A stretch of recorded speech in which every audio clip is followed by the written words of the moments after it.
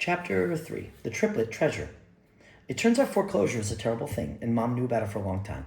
Since she can't afford to make the payments on her house, the bank wants to take it back. Who takes back a whole house? It's not like a borrowed pencil or something. It's our home. Hannah snakes an arm around me as I use my sleeve to soak up another round of tears. I knew things were bad, but I didn't think they were lose our house bad. I'm so sorry, she whispers. I don't even know what to say. Me either, I sniff out. I just can't believe it. West is sitting in the corner of his room, staring off into space. He's hardly said anything since I called an emergency meeting of the Deltas and dropped the bomb on them. I'm not surprised. As outgoing as he can be, West also worries a lot. He says it's usually at night when everything is quiet and his room is dark, but I know there are other times too. Now it seems like one of those times. There has to be a solution, West says, finally looking at me. His green eyes are crinkled with concern. This is fixable, right? Everything is fixable. He says this last part like he's trying to convince himself. I shake my head grimly. I don't think it is. Not without a lot of money, anyway. How much does your mom owe? Hannah asks. There's a note of hesitation in her voice, probably because people usually feel awkward talking about money. I don't, though. Hard to feel awkward about something you don't have. She didn't say, but it must be bad. Just thinking about Mom working as hard as she does and keeping a secret like this makes me sad. She's always smiling, always reminding us to be grateful for what we have. Unfortunately, what we have is about to get a lot smaller. It's so unfair. We need a winning lottery ticket, Hannah mumbles. Or maybe we could get on a game show. Oh, even better, we could find that funhouse treasure. Pfft, Wes says. The triplet treasure? No way. There's nothing hidden in that place. If there were, someone would have found it by now. And I'm officially lost. Triplet treasure? What is that? Wes lets out a loud snort. Seriously, Sarah? You haven't heard those stories? The funhouse is like only 15 miles from here. I did just move here 3 years ago. Cut me some slack. I frowned. Not at the moving in part. That was great. For the first time in my life, I felt like I belonged. I was the person West and Hannah were missing too, the third side of the triangle. We met in the summer I moved to Park Glen. West and Hannah were in the front yard trying to figure out how to get her cat out of that giant oak tree. Instead of just climbing up, they were creating a ramp out of bits and pieces of things. An old plank wood was their base. From there, taped together cardboard ran up to the side of the tree where it was attached to the trunk. Under the cardboard, they created 2 braces with a set of crutches. One was adjusted longer than the other to keep the taller part of the ramp from collapsing. A thin line of cat food trailed down the cardboard ramp. I guess they thought it would lure the cat down. The whole thing looked sketchy and dangerous, even for a cat. I probably shouldn't have, but I stopped and watched. It was funny how these 2 kids I didn't know were plotting to save a cat that, based on the way it was growling, did not want to be saved. It was also funny because even then I could tell their odds of getting the cat to jump down and onto that ramp were not good. When they caught me staring, I told them that, and then they did the most unexpected thing. They asked me to help. West, Hannah, and I got scratched to pieces that day, but we also got the cat out of the tree, and we've been together ever since. I grinned at the memory. Thank goodness for lame ramps and angry cats. Tell me about it, this funhouse. West starts to talk, but Hannah puts a hand up to stop him. Wait, let me tell her, she says excitedly. Okay, so what I hear was when these triplets built the funhouse way back in the 50s, apparently their parents died when they were like 8 years old and they weren't adopted together. Brutal, right? They grew up separate but found each other again as adults and decided to start building this whacked out house. Whacked out how, I ask? Because we still have every doll I ever owned in our attic. Mom refuses to get rid of them. So they just sit there, staring. West winces. Okay, that's creepy, but I think the triplets still have you beat. They wanted their funhouse to be the most epic one ever built, but no lame stuff like basic mirror mazes. Instead, they built a bunch of complicated secret passages and had riddles everywhere. Like an escape room before there were escape rooms, I whispered. Exactly. He pulls up a picture of the funhouse on his phone and turns the screen to face me. Whoa. The building is brick, 2 stories, and had windows of different shapes and sizes set into its face. Square windows, oval windows, and even a triangular window right in the center. But that's not what surprises me the most. It's the paint. Bright green across the top half and an ocean-like blue on the bottom. Several thick brown stripes start near the roof line and go all the way up the base where they change shape and become round. A bright yellow circle sits in the lower right.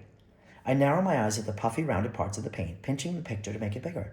The image gets blurry, but not too blurry for me to see that even the front door is strange. It isn't rectangular like a normal house, but instead it's shaped and painted like a little house. I let the picture go back to its normal size and turn West's phone upside down. In the moment before it automatically flips over again, it hits me. Everything is upside down. The green at the top is grass, the blue at the bottom is sky, and the brown lines on either side are trees. I gasp at the door shape, realizing that it's the same shape as the funhouse I'm looking at right now.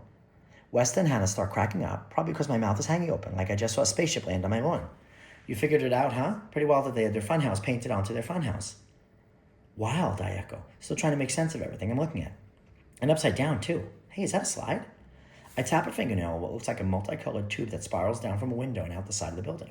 Even following its path with my eyes makes me dizzy. I can't imagine what it'd be like to slide down. Wes takes his phone back and sets it on the ground in front of us. Looks like it, but no one really knows much about this place for sure. The triplets never got to open the funhouse because one of them died. The other two were so sad that they never opened it. Eventually they all died, so the funhouse just sits there now, like your dolls.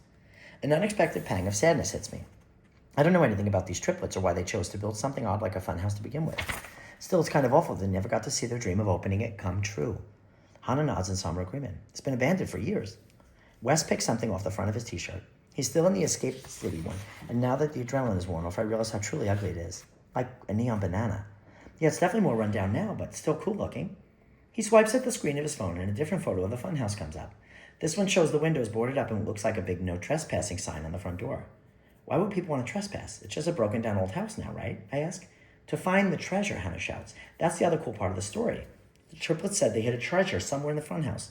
Who knows, maybe it's still there. Wes shakes his head like the whole idea is ridiculous. I kind of agree with him. What kind of treasure would be hidden in a funhouse anyway? Coupons for cotton candy? Extra butter on your popcorn? Free face painting? The treasure is just a legend. It was probably never real, Wes says as if reading my mind. My mom grew up in that town and said that most people think the triplets likely made the whole treasure thing up for advertising. You know, to get people interested in their funhouse before it opened. I think on this for a moment, my mind's snagging on the possibilities. In math problems, there were variables, things that can change the way you approach the problem, or the answer. With the funhouse, the triplets are definitely a variable. On one hand, they might have just been trying to hype up their own creation, like Wes' mom says. That would mean their chances of the treasure being real are probably low. But on the other hand, they might have a different goal. That would mean chances of the treasure being real will be higher. So let's pretend there is a treasure still in that funhouse. Who would it belong to, I ask? Wes meets my eyes. That's a really interesting thing. When the triplets first announced their funhouse, they said the treasure belonged to whoever found it.